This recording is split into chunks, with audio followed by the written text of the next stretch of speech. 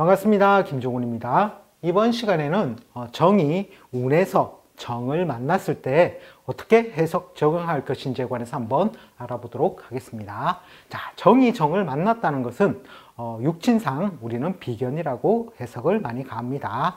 자, 오행도 같고 음양도 같죠. 따라서 그것을 육친상 비견이라고 하는데, 저 같은 경우에는 형살의 기운을 조금 더 가미해서 해석을 가합니다. 형이라는 것은 형벌, 수술, 가공이죠. 자, 형이라는 것은 형벌, 수술, 가공인데,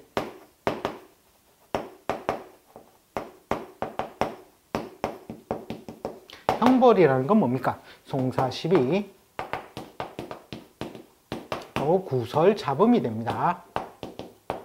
수술이라는 것은 의료적인 도움을 받는 일, 즉 병원 갈 일이 되겠죠. 가공이라는 것은 뭔가 목적이라든지 이익을 분배해야 되는 상황, 이런 것들이 많이 발생을 된다는 것이죠. 자, 그리고 보통 대운의 해석이 우선적으로 이루어지고 그 다음에 세운은 거기에 따라가는 스토리라고 보시면 되겠습니다. 자, 어쨌든 대운과 세운에서 본다면 대운은 보통 분리 독립의 인자이고 군신대자로 해석을 많이 가죠. 군신대자라는 것은 나와 똑같은 사람이 나왔죠. 따라서 말 잘하면 영의정, 말 잘못하면 유배직격이라는 것이죠. 자, 그런데 이 군신대자에서 형의 기운을 동반했으니 실제로는 유배직격이 좀 많을 확률이 높다라는 것입니다. 자, 그리고 다른 이제 천간의 비견의 뜻과는 솔직히 정정 같은 경우는 조금 달라지죠. 자, 그리고 세운에서는 보통 동업작사라든지 손재의 고통,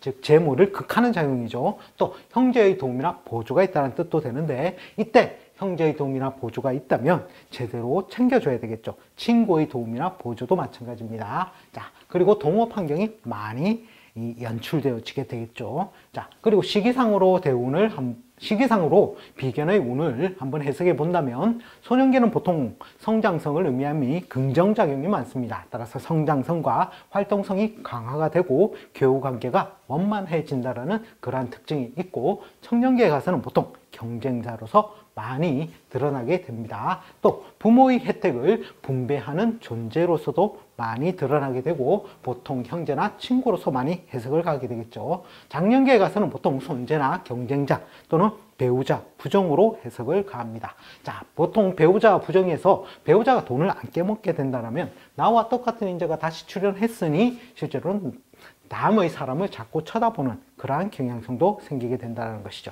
자, 만년기에 가서는 고목이 봉춘한다는 것이죠. 즉 고목이, 나무가 봄을 만나서 실제로는 건강이 왕성해지고 활동성이 강화가 되고, 또 한편으로는 유흥과 식상을 이제 생하는 작용이죠. 유흥과 관련된 교우관계가 원만해지고, 또 재물에 관해서는 어쨌든 재물을 극하는 작용이 있음으로 인해서 경쟁 상황이나 희생 요소가 계속 발생을 하게 된다는 뜻을 가지고 있습니다. 또 한편으로 내가 돈 나가는 게 싫어서 친구를 끊으면 자식이 비겁으로 실제로는 돌변한다는 뜻도 가지고 있죠. 자, 그런데 실제로는 그것 이전에 무엇을 보아야 하냐면 신살적인 요소를 우선 가야 된다는 것이죠. 정은 합을 하는 인자가 이미 있고, 또 이제 충을 하는 인자가 계수가 존재를 하죠. 자, 이거는 평관 7살도 그대로 해당이 됩니다. 자, 그리고 이 형적인 요소로서 정을 지지로 내리면 말 오자가 되고, 정정은 오오, 즉 뭡니까? 자형살이죠. 자형살이 되니 이것은 형의 기운을 동반한다고 저는 해석을 많이 합니다. 그리고 정은 축에 인묘하죠. 인묘라는 것은 건강 불안을 뜻합니다. 자, 그렇게 해서 사람마다 간재의 모양이 다 다를 수가 있습니다. 자, 예를 들어서 개가 있고 임이 있고 또 정이 있다면, 자, 이런 모양이라면 어떻게 해석 적용을 할 것인가 하는 거죠.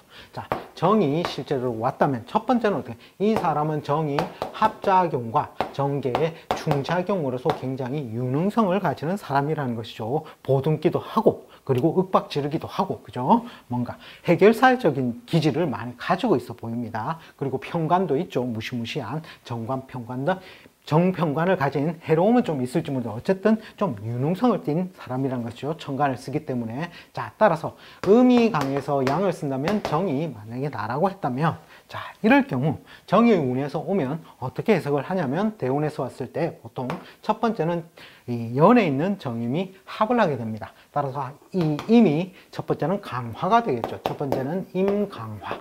강화가 됨으로 인해서 거기에 간지에 영향을 주는 것은 나에게 영향을 합으로서 영향을 주게 되겠죠. 따라서 두 번째는 신생이나 세일 가담 조건.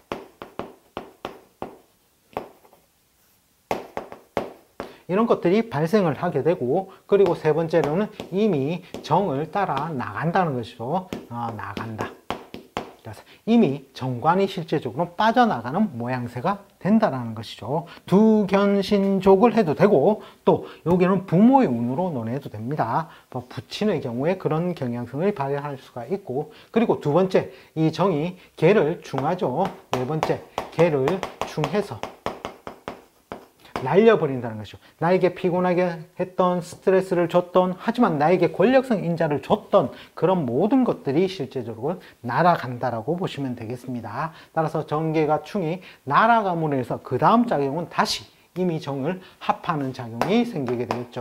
정임의 합작용에 의해서 뭔가 이때 세일을 벌리게 된다는 것이죠. 자, 이럴 경우 세일을 벌리면 좋겠습니까? 나쁘겠습니까? 실제적으로는 1년차, 2년차에 보통 신생 세일 가담을 하고 대운에서 3년차, 4년차에서는 뭔가 지지부진하다가 4년차, 5년차에 가서는 합탐망하, 망실된 모양으로 잘 드러나기 때문에 실제적으로는 이런 운에는 세일을 크게 벌리면 안 좋을 수가 있다는 것이죠. 또 한편으로는 어떻게 됩니까? 그 다음에는 정과 정이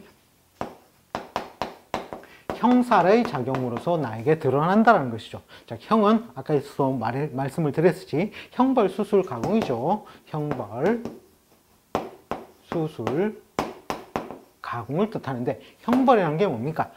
작게는 구설잡음이죠.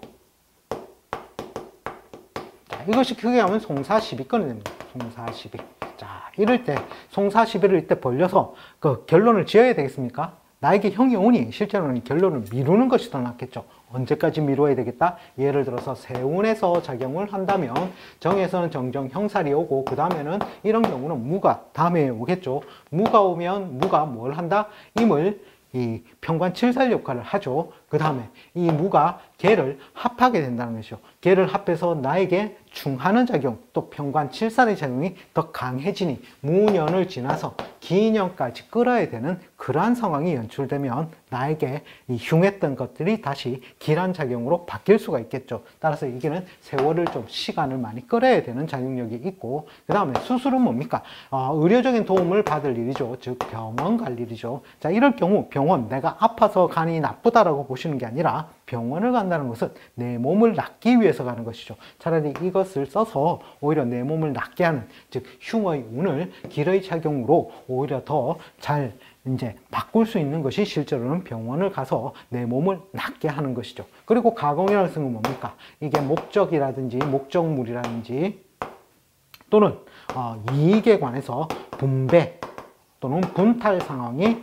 발생을 한다라는 것이죠. 자, 그래서 나에게 형운이 왔으니 이때는 목적물이든 이익이든 나에게 뭔가 좀 박한 모양으로서 많이 드러날 수가 있겠죠. 자, 따라서 이런 식으로 간지 배열이 달라지게 됨으로 인해서 그 각각의 해석이 다 달라지게 된다는 겁니다. 자, 그러므로 인해서 뭔가 간제의 글자에 바뀐 것, 그것을 먼저 신살적으로 팔자에서 해석을 해 주시고, 그리고 나서 이제 육친적인 해석을 조금 가미해 보시면 팔자의 해석을 하는데 도움이 되시라고 봅니다. 자, 이번 시간에는 정이 운에서 정을 만났을 때 어떻게 해석 적용할 것인지에 관해서 한번 알아보았습니다. 시청해 주셔서 감사합니다. 다음 시간에 다시 또 찾아뵙겠습니다.